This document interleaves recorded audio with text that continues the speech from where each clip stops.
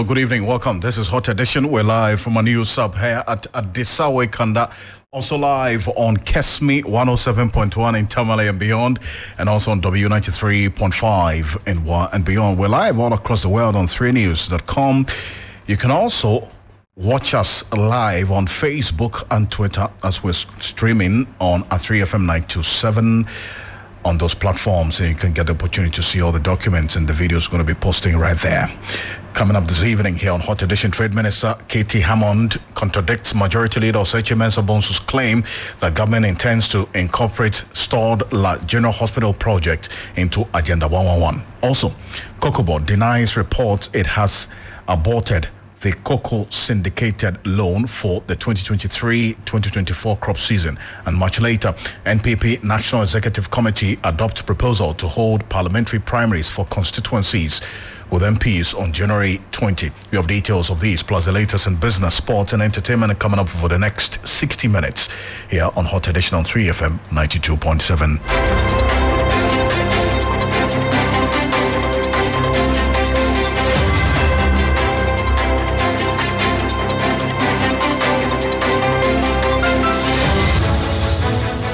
And remember, Hot Edition is probably brought to you by Old Mutual. Old Mutual do great things every day. The Ghana Cocoa Board has debunked reports that it has aborted the cocoa syndicated loans for the 2023-2024 crop season. According to Cocoa Board, it is in the process of raising $800 million from a syndicate of banks to finance the cocoa purchases.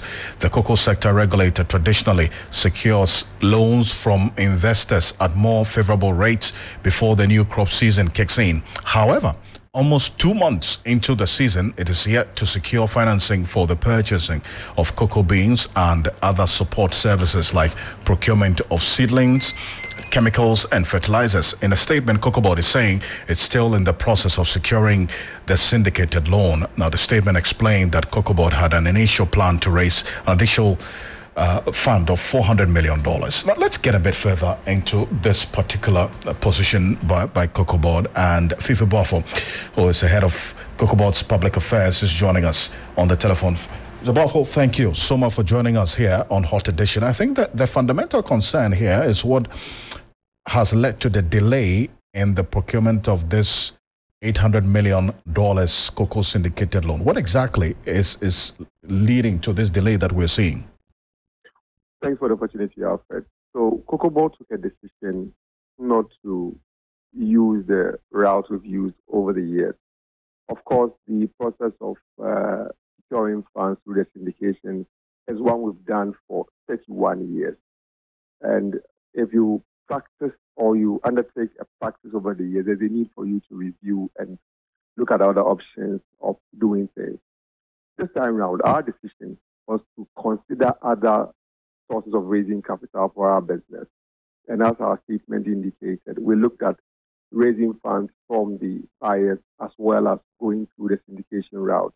Because over the years, people have expressed concern about the fact that why do we rely solely on the syndication as a way of financing the crop? So that was the reason why the syndication process did not start as has always been in the past. Bear in mind, the season started in September. Cocoa Board has been procuring or buying cocoa from farmers since the start of the season without a hitch. Clearly, it means that something has been done differently. We do not think that delaying means that we are not in a position to raise funds for the purchase of cocoa. Our statement indicated yesterday in Parliament, the Cocoa Board syndication was laid in the House. Our expectation is that next week, Parliament will consider it and give approval for us to raise the syndication. So nothing has changed, except that we are only considering our options and not relying only on the syndication as a way of raising capital for our business. But the delay comes with its own repercussions. I say this because, as you indicated, there's a certain period that you work with, and a period that the syndicated loan eventually hits the account of the Bank of Ghana and essentially for Cocoa Board. And it has its own impact as well for this specific period of the year or the fiscal year. So that's where the concern is. So yes, you may get it maybe outside of the original period that we've known over the period. And that you cannot discount the impact that that comes with, isn't it? So the impact you are referring to, maybe you should look at it this way. The impact is if you take the syndication in September, you start paying interest on the syndication. If you take the syndication in November or December, you pay interest in December. Mind you, we have other means we've been able to raise money for the financing of the crop since the beginning of the season in September. It means that the 2-month period where we would have paid interest on the syndication, that money is a savings, and that's not money we are spending as in paying interest on the syndication facility. So if you look at it and say that, well, there's an impact, the impact rather is positive, not negative. See, the issue here is from our own assessment and what we've been also gathering from what's happening on the specific case of the banks that you're engaging with. They raise fundamental concerns about the risks and then also the demand that you're making. So is it the case that the banks that you have contacted, the syndicated banks in this procurement of this particular loan, have raised concerns about the risks associated with this loan? Has that ever come up? Are you share with me the risk the banks told you they have, for which reason it's a challenge? Because you said you have the banks, that's what the banks have told you. Are you able to share that with us? And I'm going to get into the document in a bit, but there are specific instances of the demand for higher premiums, which they say that's number one of the major concerns that they raise, which you say is leading to. Which bank says the demand for higher premium for who? The demands for higher premium that you are making, specifically. No, we are not making demands for higher premium, so I don't know where that's coming from. But there are specific instances that, in fact, I'm getting into the as published earlier, and I'm making references to publications by, for instance, the Business Financial Times that raise concerns about what has led to this specific delay. Let me that is the specific reference that I'm making to. Okay, you are making reference to a publication that came out, creating an impression that Cocoa Board has granted an interview indicating that premium on the cost or the cost of financing or raising capital is the reason why Cocoa Board has not gone to the market. That statement is inaccurate. It is not true. Cocoa Board has not made any such statement. So if anyone comes out to say that is the position of Cocoa Board, that is inaccurate. What I am rather telling you is that we have engaged the banks. They've given us a firm assurance. Based on that, we have proceeded to Parliament. It has been laid before the House for consideration, and after consideration and approval, we shall procure the facility. In between the period, Cocoa Board has used different means of doing non-collateralized cocoa, selling it and using it to finance the business, and that has happened since the opening of the season in September. How much have you borrowed so far in awaiting the arrival of the syndicated loan? We have not borrowed. What we have rather done is to sell non-collateralized cocoa for the financing of the crop. So if anybody comes out and put out a publication that Cocoa Board has borrowed X amount or Y amount without adducing evidence to support that claim, please disregard it. Between the set period and now, you haven't borrowed the $200 million as earlier reported? Well, we are telling you that what we have used to finance the crop since the beginning of the season is selling non-collateralized cocoa, but not borrowing. Because we indicated that the process we initiated halfway through, we felt there were terms that were not favorable to us, and we opted for a different option of selling non-collateralized cocoa. Fifi, hold on a bit for me, because Professor John Gachi, the Dean of the University of Cape Coast Business School, has been listening to the details and the responses you're giving to some of the issues that have been raised about what is leading to the delay in this syndicated loan being eventually approved and to hit the accounts of the Bank of Ghana and essentially for you, Cocoa Board. Professor Gachi, Cocoa Board is saying, and that's Fifi Buff on the other line, making the point that the delay doesn't mean that they are not in the position to raise the funds. But syndicated lenders are very familiar, Professor Gatti, with Ghana's cocoa industry and the issues of the financial risk, which he says is not the reason why this has delay is being occasioned, Professor Gatti. Well, I think there are two issues here. One, it is on record that Cocoa Board should have gone to Parliament earlier for Parliament to consider the syndicated loan. Parliament was on recess. The alternative was to call Parliament to report earlier to consider this, and Cocoa Board considered that to be of high cost to them, so they didn't do that. Now, before Parliament has come, but so they laid that before Parliament for consideration. But there is a general delay, and that general delay, if somebody say that it doesn't have any risk element to the economy, that may not be true. Number one, the syndicated loan has implication for maintaining a certain value for our currency.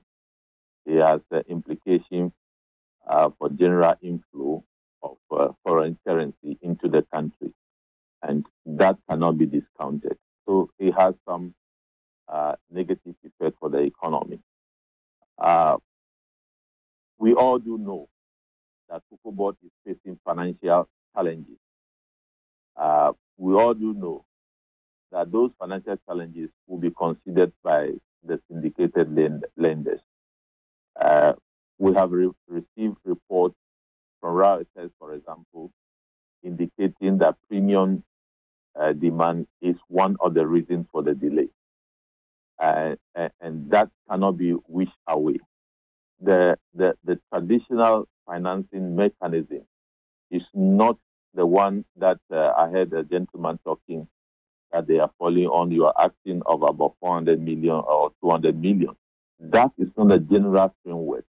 And I'm not sure Cocoa Board is going to rely on that. Cocoa Board is still coming back to syndicated financing. And that is the main reason or the main focus for Cocoa Board to finance its activity. So we shouldn't wish away the risk element. Mr. Bafo, so that's the position, and it's not as though the risk element with respect to the impact that this would have on the currency performance, for instance, can be watered down, at least based on the evidence of the impact of the cocoa syndicated loan whenever it comes in. Well, I am not in a position to engage in economic discussion as to when funds are brought in and its impact on the state. Well, I'm a spokesperson of Cocoa Board, and I will speak for and on behalf of Cocoa Board and not get into a general conversation as to cash inflows and its effects on the economy. But what I am seeing is that, yes, Cocoa Board is in the process of procuring the facility. The necessary steps have been taken, and our expectation is that when Parliament sits next week, it shall be considered and approved as such. Professor Gatti, how about that concern also raised about the specific instance of this anxiety that this loan delay in itself sparks? Because traditionally, the first tranche of the annual pre-export facility, which is repayable within a year, arrives between September and October every year, which enables Cocoa Board to bring the beans in time. But we are not seeing that also happen this time around. Would that have any specific impact? Definitely, it will have a specific impact. But like he's saying, if Parliament is able to consider the papers quickly and they are able to release the funds, it will have some minimal effect. But we know that from now up to December, the demand on foreign currency will be high because of imports into the country. And we have heard people from finance ministry, people who communicate on behalf of government, they have indicated that the stopgap measure that this financing provides for the economy will come to cushion the economy together with the expectation of 600 million from the IMF. So it's a crucial financing from the perspective of government to protect the currency. So that risk is still there. So if that doesn't come early, and it will even look more precarious when the 600 million expected doesn't come as expected, then the gap will be widening. The demand for currency pressure will overwhelm the currency, and there will be see erratic depreciation for the currency. Fifi, before I let you go, how much premium are the lenders charging on the facility that we are demanding? Well, that I wouldn't want to engage in that conversation on radio for now. I ask this because based on some persons who are close to how things are playing out, they say that the lenders are charging a high premium on the facility. And how much is that? Since you have that information. No, but you are not willing to give me the information on radio. So that's why I'm asking you whether it's a matter of concern and what you are settling on, if it's favorable for us. What I would say is that every year, the years vary in terms of how much interest you pay on a loan facility. The dynamics are different. The dynamics this year is obviously different from that of last year. We put together all that looked at the implications and how much we believe we will need for the purchase of cocoa and other activities within the cocoa industry. It's a public document. When Parliament considers it after that, we surely make it public. It's a public document going before Parliament, obviously, it's for public consumption. So yes, we share that information to the public. Has our position improved or favorable enough going into this? We indicated in the statement we issued that we have firm commitment from the lending banks. Hence, we proceed into Parliament for consideration and approval. Yes, so we are at a position where we have a firm commitment, and that is the reason why we are in Parliament for approval in order for us to undertake this or to procure this facility. Fifi, I thank you for joining us. And Professor Gatti, finally, before I let you go, taking into consideration the fact that Cocoa Board has paid more in the last 3 years on its annual syndicated loans compared to the early years of this administration when it borrowed under 1%, what should be the premium position going forward? Fifi doesn't want to give details, but we'll get to know eventually. But what should be that consideration going forward, finally? Well, I'll be surprised if the premium will be lower than what we paid last year. And because the premium that is charged is taking into consideration the risk regarding repayment. If the lenders will be looking at the books of Cocoa Board, the implication of offloading the bills that have been restructured into medium to long term liabilities on the books of Cocoa Board. All those things will be looked at to determine the premium. But as you said, they have presented the document to Parliament. As soon as Parliament approves it, we will know the interest that is being charged, and that will be made public. So that would never be a secret. So we only wait for Parliament to come on board. But the point is that the industry is not as it used to be, and therefore that will reflect in the return that the lenders are looking for. Professor Gatti, appreciate your time. Thank you so much. Thank you. Professor John Gatti is the Dean of the University of Cape Coast Business School, joining us on this. But the Minister of Trade and Industry, Covenant Tahir Hammond, says it is untrue that government intends to incorporate the reconstruction of the La General Hospital into the Agenda 111 project. You recall the Majority Leader, Osei Sabonso, on the floor of Parliament Tuesday indicated that the withdrawal of funds meant for the project by the sponsors is to blame for the suspension of the La General Hospital project, adding that the latest plan is to have the architecture of the health facility take the form of the Agenda 111 hospitals. But speaking to journalists in Parliament earlier today, K.T. Hammond, Trade Minister, says the majority leader was outdated on details of the project.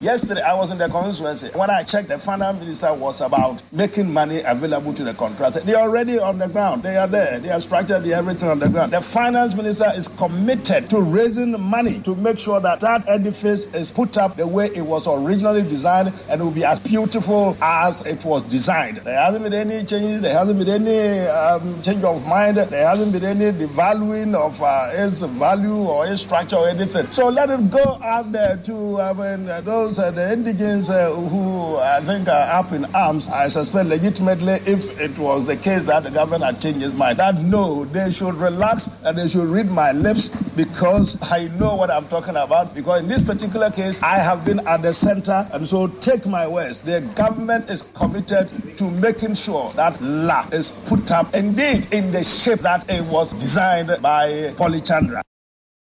Well, that's the Trade Minister K.T. Hammond there. Now, this is in sharp contrast to the majority leader's position a couple of days ago. Dr. Mark Nawani is a deputy ranking member on the Health Committee of Parliament. Thank you, Honorable, for joining us here on Hot Edition. So you see the two positions espoused by the Trade Minister and the majority leader, just 48 hours apart. Now, how does this get to you? Let me say good evening to the listeners of 3FM.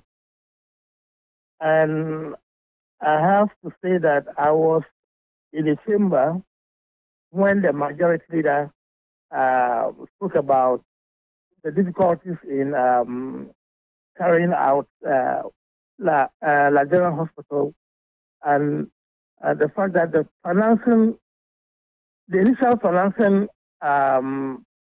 arrangement, which was 68.3 million euros. That was supposed to be done by Stanchart with some others. Did not go through. It fell off. And then somewhere along the line, the thinking of adding it to Agenda 111. Indeed, it was not only the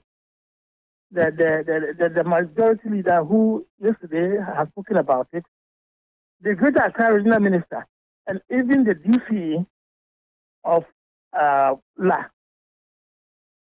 also mentioned it about even a year ago. So, but yesterday we had the Minister of Health himself also in the chamber, who did not disclose the current arrangement or the financing method that they wanted to use to construct the La General Hospital. He said yes, they are trying to have some form of an arrangement, but he failed to disclose it yesterday. See, but I'm sure this is of major concern to you as members of the Health Committee of Parliament, considering the seeming inconsistency in the way forward. What are you going to do as members of the Health Committee?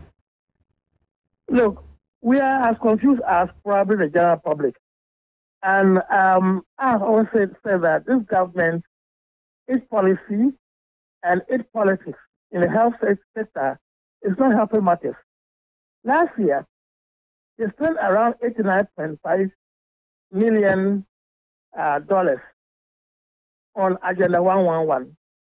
What I am saying is this: if we had this amount of money and we had this critical issue of La General Hospital, which required some form of emergency in terms of reconstructing it, why didn't we use that money to build one hospital and we have some small amount left and then operationalize it? Let us serve the 100,000 or more people in the area, and since you know the citizens there cannot access health services from the other areas, this is so. One of the military hospital is also so. If you go to Rich Hospital, the same thing. There's a lot of patients there. So why don't we use that money? Instead of spending it across 110 hospitals, which I'm saying that by the current quantum of financing that they are doing, it will take us 20 years to complete and operationalize those number of hospitals. And it's a clear case of not being able to complete it based on your own computations and then also how things will play out. Taking into consideration the financing limitation and the concerns that the people of LA are expressing now, because a number of people, over 150,000 people, are depending on this Laguna hospital. Now they've had to seek health care in other places. So from the reality of the situation as you're faced with as members of the health committee, what should the LA people expect? Should they take what the Minister of Trade is saying into consideration and to say that this health facility is going to be built in the original structure and original form and plan, or what the Minister for Parliamentary Affairs, that's the majority leader, is saying that is going to be built in the 111 structure? We are going into an election year, and the truth of the matter is that the policies of development and policies of health infrastructure will once again come to play. And what is going to happen is that we'll see that there might be a budgetary allocation to let some contractor come and do some block work and add to the number of uncompleted buildings that we have, uncompleted health infrastructure that we have in the country that is not doing any good service or providing any service to any Ghanaian. This is what is going to happen. Dr. Mark Nawani, I thank you very much for your time, and we'll keep on the lookout, especially for the members of the Health Committee, to ask the right questions on our behalf. Thank you. Thank you. Okay, thank you too. Dr. Mark Nawani is Deputy Ranking Member on the Health Committee of Parliament. This is Hot Edition. We're live from our studios here at Desawe on 3FM 92.7. We're live on Kesmi 107.1 in Tamale and also on W93.5 in Wa and beyond. Now, the National Executive Committee of the New Patriotic Party has accepted a proposal from the Parliamentary Caucus of Parliament to hold primaries for constituencies with sitting MPs on January 20th, 2024. The same event originally was scheduled to take place in February next year. My colleague Duke Mensopoko has been going through this resolution as communicated by the party. What more do we know, Duke? Well, so Alfred, the official resolution is yet to be the communique after the meeting is yet to be issued. But I was at the venue of the meeting. I was there, even though I wasn't granted access into the meeting. So this is part of what we gleaned from the discussions that went on.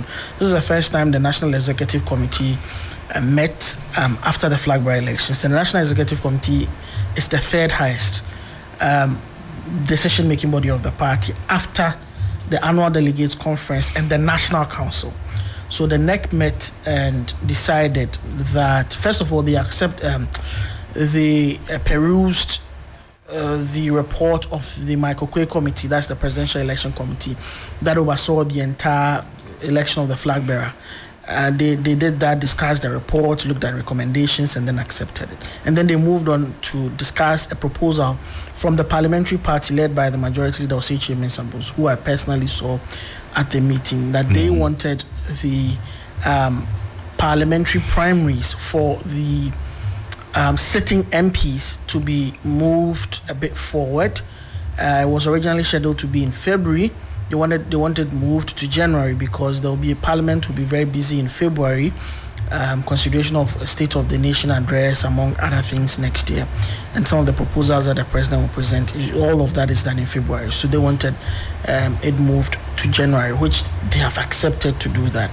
So that's the one of the resolutions. Again, in relation to the orphan constituencies, they firmed up the date. So that is going to be held on December 2nd, and I think from Monday they are going to open nominations for people to pick up forms and then later go through vetting. And so in 3 weeks, 3 or more weeks, less than a month, really, we would have the New Patriotic Party going to the polls again, this time around parliamentary primaries in the Orphan constituencies. Yes, a number of constituencies have already been conducted. They had some peculiar issues. Now the Dekotopon and the rest, that about 70 of them have already cleared that. So now we're going to go into the parliamentary primaries for the Orphan constituencies first, December 2nd, and then January 20th, the big one for the where hopefully or not hopefully, I mean, we'll have.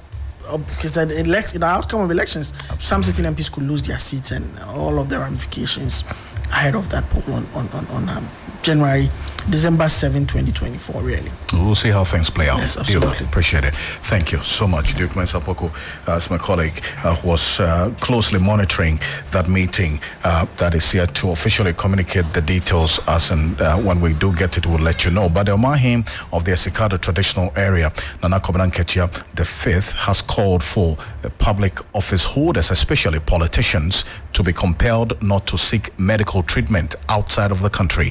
Delivering a keynote address at the 64th annual conference of the Ghana Medical Association in Takoradi, he bemoaned the current situation where infrastructure is left to rot to the detriment of the welfare of the taxpayer. Anybody who picks up a public appointment must also sign that he or she is not going to be treated outside Ghana. If the Ghana Medical Services cannot treat you, fix it. Then what are you there for? So that is the challenge. People get sick and they have the luxury of being sent to the best wherever. But those in public services, see, I didn't say anybody, those in public services, most especially those who call themselves politicians with public appointment, they should sign an undertaking that anything to do with their health, they will stay in Ghana.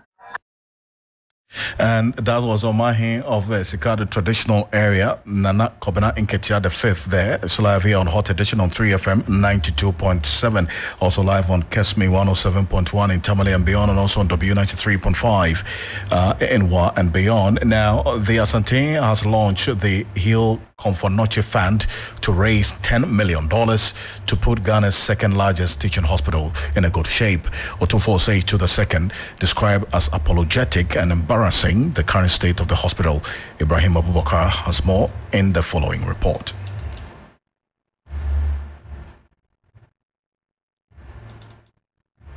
At 69 years, the Comfort Noche Teaching Hospital offers little comfort, safety, and hope for patients who come seeking medical care. The facility has been left in a dilapidated state due to decades of neglect, making delivery of quality health care a daunting task.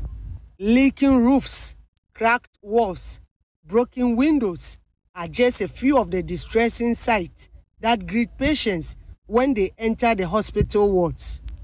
The blocks which contain nearly all the wards and other inpatient facilities of the hospital have never undergone any comprehensive renovation in its close to 70-year history due to the nation's limited resources. This dire state of affairs is getting worse by the day, and we are reaching a point where if nothing was done immediately, the old G blocks could soon suffer a catastrophic structural failure with dire consequences for healthcare services in the region and beyond. The facility receives referrals from 12 out of 16 regions of Ghana. To ensure that CATH continues to provide a more functional and efficient hospital environment that promotes healing, the Asante has launched the Heal Comfort Noche Fund to mobilize $10 million to give the facility a major facelift. Otumfuo wants all hands on deck to fix the hospital to a befitting standard. And your politics are simply and every minute you never see a required to be Yamana. A day is so familiar. A Nimguasiam Yenina. Because chance intimacy, I fear my son near my say Necoso and a nana, Debbie or Semife. I was here who required to be fast. If fear Piara, a Sias is who Kumasi Piara, Sawo Mame, Sidi Waha, Nasa Sidia, her Nukra, 200 cities crab or Sumikran, and the Mammy, I bet him the air. And a friend Hanyakas attended Mempe of a Fedibia, and once said the name say a hospital, a goo, Yedimsa hospital, I say, Yedimsa, and yet a Buguaso, was here required the bay. Enyuma ewaha enkrache for maba emrante ni ade nyina. The project will ensure the facility is renovated to provide a safe and conducive healing environment by mid-2024 to mark Asanteheni's 25th anniversary. Ibrahim Abubakar, Kumasi. That's Ibrahim Abubakar there. Now, the Trade Union Congress is asking government to conclude negotiations on base pay and minimum wage before presenting the 2024 budget on the 15th of November, all things being equal. The Deputy Secretary General of the TUC, Joshua Ansah, spoke with our Labour correspondent, Daniel Opoku, in Accra. Government increased the base pay for public sector workers this year to 30%, while the tripartite pegged the national daily minimum wage at 14 cedis 88 pesos. Both increments in the wage rate, according to a session of Labour, has been chiseled out due to economic conditions. Again, the purchasing power parity of workers have also been hugely affected due to over 30% increase in utilities. Despite these challenges, Organized Labour is set to begin the 2024 base pay negotiations. Already, the minimum wage negotiations have not been concluded. The Sector Minister of Finance is expected to present the 2024 budget next week. But the Deputy Secretary General of Trade Union Congress, TUC, Joshua Ansah, has called on government to conclude negotiations on the base pay and minimum wage before the budget presentation. They know that before a budget is read, you should be able to conclude the minimum wage and the base pay to be factored into the budget. I mean, that is normal. But if you go and read the budget before you come and to negotiate the minimum wage and the base pay, then it means it's a predetermined something. You have already determined how much. I mean, and in side negotiations, I mean, it is not allowed for one party to be determining something for the other. We need to say that we need to negotiate for both parties to agree on a figure. Then we all agree that this is the figure we want to go for 2024. Then you can factor it into the budget. He again indicated that organized labor will not accept anything below 30% for the base pay. Government and the tripartite should ensure that we're able to finish negotiating the minimum wage and the base pay before the budget is ready. So you can see that we don't have time. And I'm urging that we are able to finish it before that time. So workers should expect an increment in terms of the minimum wage? Oh, yes, that one definitely. Because there's no way you go to minimum wage negotiations and come with the same figure, 1488. No, that one I can assure all workers in this country that there's no way that you go and take the 1488 with any excuse. No. It's a no-go area. As a report there by Labour correspondent Daniel Opoku, the Right to Information Commission has fined the audit service 30,000 cedis for failing to release data on recruitment to private legal practitioner Martin Pebo. Martin Pebo had sought information on whether the Audit Service Board acted in consultation with the Public Services Commission before recruiting 150 new employees as required by Article 1892 of the 1992 Constitution. He also inquired whether the board had declared vacancies and placed advertisements in national dailies as required by Article 3.1 of the Audit Service Scheme of Service 2020 and Article 7A of the collective agreement between the Audit Service and the Public Service Workers Union. In addition, Martin Pebo requested information on the following: total number of candidates who applied for the job, total number of candidates who were shortlisted for the interview, interview dates and venue, composition of the interview panel, score sheets of successful and unsuccessful applicants at the interview, final report of the interview panel presented to the Audit Service. The Audit Service, however, ignored Martin Pebo's request, forcing him to escalate the issue to the Right to Information Commission. In its ruling, the RTI Commission stated that, quote, based on the respondent's failure to furnish the applicant with the information requested coupled with its refusal to respond to all correspondence from the Commission, administrative penalty of 30,000 cedis has been imposed on the Audit Service, and this shall be payable to the Commission not later than 14 days after the date of receipt of the decision. The penalty so imposed shall attract an additional default penalty.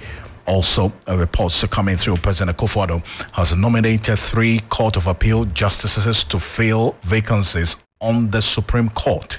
They include Justice Henry Anthony Kofi, Justice Yao Asari Dako and Justice Richard Ajay Frimpong. The appointment, according to the President, follows the mandatory retirement of 3 justices of the Apex Court earlier this year. The first Deputy Speaker of Parliament, Joseph Osei-Wusu, who chaired proceedings in Parliament earlier today, referred the appointments of the 3 justices to the Appointments Committee of Parliament. And to the latest updates on the rather unfortunate incident on the Afram River, the body of the last person who drowned with 11 others in the Afram River has been retrieved by rescue operators at Aziachi Kofe, a fishing community near Ajata village in the Afram Plains South District of the Eastern Region. The Disaster Management Organization has revealed the unfortunate incident occurred yesterday at Ajata electoral area. 12 people were crossing the river from Aziati Kofe to Ajata when their canoe capsized and they drowned. Personnel from the National Disaster Management Organization, NADMO, the Ghana Police Service, the Fire Service, and the Ambulance Service responded to the scene and rescued the 6 people, including 4 female adults and 2 male adults. 5 bodies, including 3 elderly women and 2 young girls, were retrieved and confirmed dead. It's some 16 minutes to the top of the hour, 6 p.m. here on Hot Edition on 3FM 92.7. We're also live on Kesmi 107.1 in Tamale and beyond, and also on W93.5 in Wa and beyond. Remember, Hot Edition is proudly brought to you by Old Mutual. Old Mutual, do great things every day. Juliana Menyofo is standing by with business right after this quick break.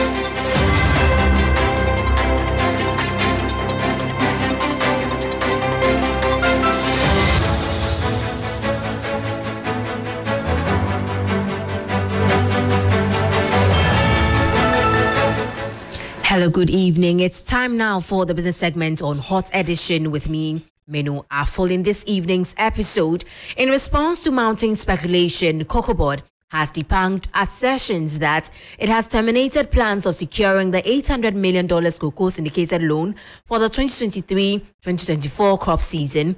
According to recent news reports, the cocoa agency had opted to borrow between $150 million to $200 million from cocoa traders to partially finance bean purchases. The following report has more.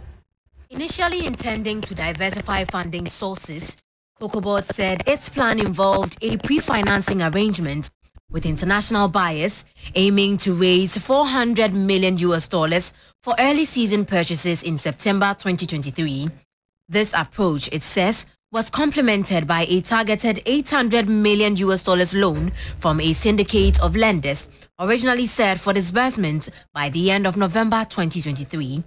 However, after weeks of negotiations with buyers, Cocoa Board says it faced an unexpected setback as the planned financing arrangement was discontinued. Despite this temporary setback, the board said it is actively engaged in securing the syndicated loan, vital for the ongoing season. Reassuring stakeholders and the public, Cocoa Board reports a firm response from banking partners in the efforts to secure the syndicated loan. Notably, the cocoa syndicated loan proposal has been officially presented to Parliament for consideration and approval, marking a significant step in the ongoing funding process. The board emphasizes that necessary arrangements have been made to ensure adequate funding for cocoa purchases throughout the 2023-2024 crop season. Was a 3 Business Desk report. Away from that, some Ghanaians have expressed concerns about the rising cost of living, particularly in terms of the skyrocketing prices of essential food items and beverages. Ahead of the 2024 budget presentation by the Finance Minister, Ghanaians are imploring the government to review and revise certain taxes that directly contribute to the soaring prices of food and beverages. My colleague Shadrach Isrifi put together the following report in a special Friday feature. There have been public outcry against the cost of food and essential commodities. Real incomes have actually reduced. People's disposable incomes have really gone down. So the expectation of Ghanaians is that this budget will reduce the taxes that are on food and taxes on other commodities that are very essential for Ghanaians. Experts blame the situation on high import duties and taxes, which have not only escalated food prices, but also thwarted business growth. Businesses too are also suffering and struggling. They cannot create jobs simply because the taxes that they are paying is so much that they don't even have retained earnings that they can reinvest to employ more people. It is creating a lot of unemployment in the system. The situation is even more dire for parents who want a significant reduction in taxes on food and beverages in the 2024 budget. Taxes are send good drinks in the snacks and quality. So, the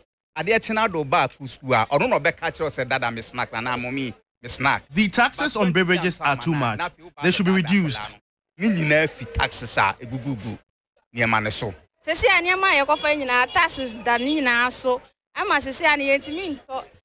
Parents cannot even afford snacks for their children when they go to school. Some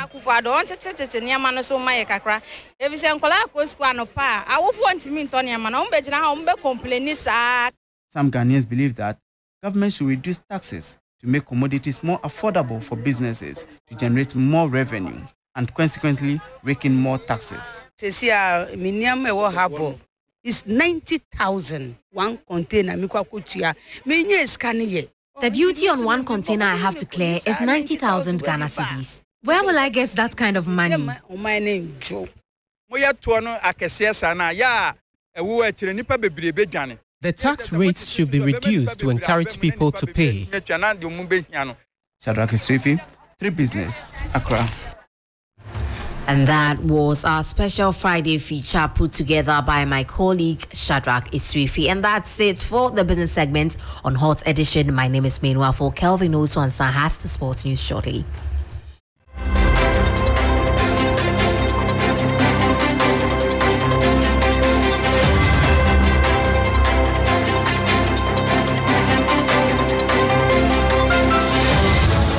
Well, it's time for sports here on Hot Edition. My name is Kelvin Owusu. Until let's begin from Ghana Black Stars coach under fire Chris Hughton has revealed he's highly focused on delivering the very best for the senior national team. According to the English, he is committed to getting better results for the Black Stars, and he will learn from his mistakes to make things better going forward.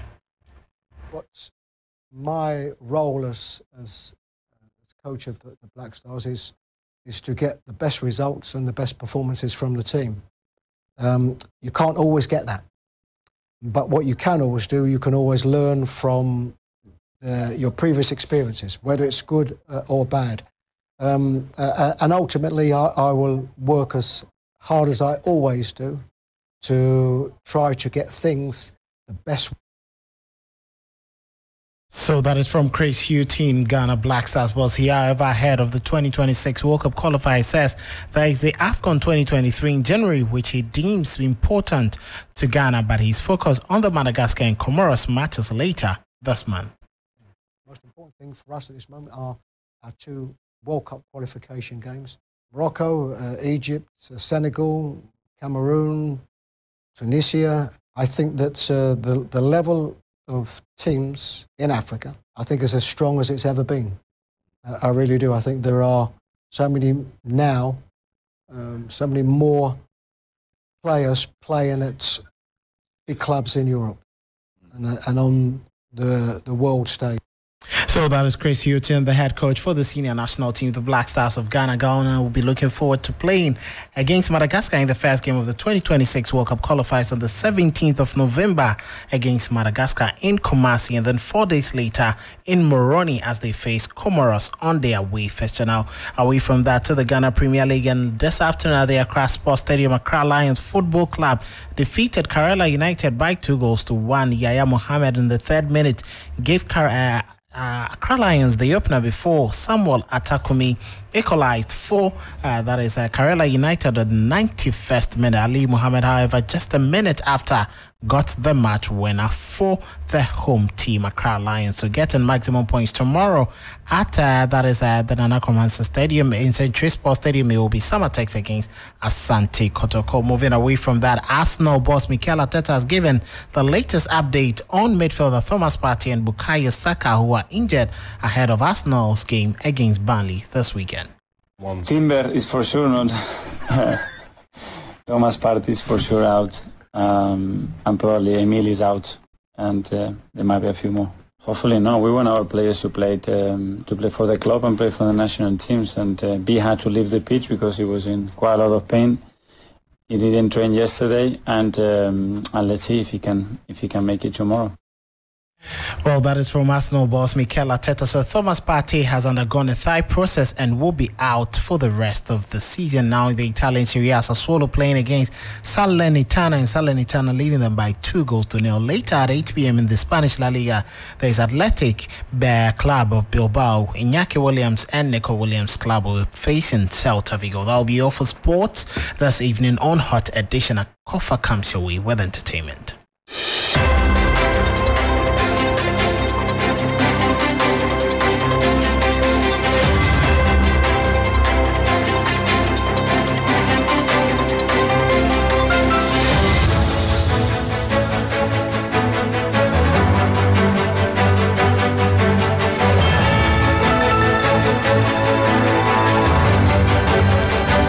Thank you very much, Kelvin, for bringing us the sports news. Hello there. Thanks for keeping your dial locked on 3FM 92.7's Hot Edition. It's now time for the entertainment news segment powered by 3 Entertainment. My name is Akofa. We begin with Ghanaian hip life artist Caesar, known for his hit songs such as Messi Loco, to name a few. He has shared his disappointment in the current government. Now, the artist turned entrepreneur, speaking on the 3FM Drive with Giovanni Caleb, mentioned that although he made a campaign song for the current government, he is disappointed at the turn of events.